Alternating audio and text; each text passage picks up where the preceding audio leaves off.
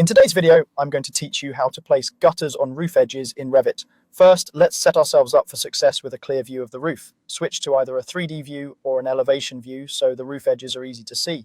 In 3D, use the view cube to orbit until the eaves and fascia lines are visible without obstructions. If your model is complex, zoom in and pan to the specific edge where you plan to start. In elevation, choose the side that best exposes the roof edge you want. The goal is simple. Make the edges you'll click as clear and accessible as possible so placement is accurate. With the roof edges in view, go to the Architecture tab, open the roof panel and click Gutter.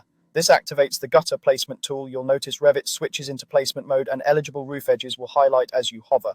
Keep an eye on the status bar at the bottom of the screen. It often provides helpful prompts about what the tool expects next. And before you click anything, choose the right gutter type. In the Properties palette, use the type selector to pick from the available gutter profiles. Revit includes several default types, which are a great starting point. If your project needs a different size or shape, you can load or create a custom gutter family so the profile matches your design standards. While you're in the Properties palette, take a moment to confirm details like size and placement relative to the fascia.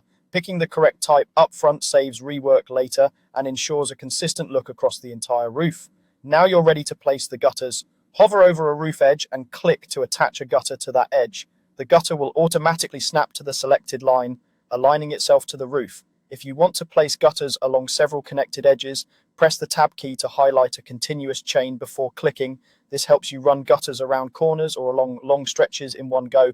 If an edge isn't highlighting, zoom in a bit more or adjust your view so Revit can detect the line cleanly. After placement, you can continue clicking additional edges or press ESC to finish. And that's it. Choose a clear view, open the gutter tool, select the right type, and click the roof edges to place.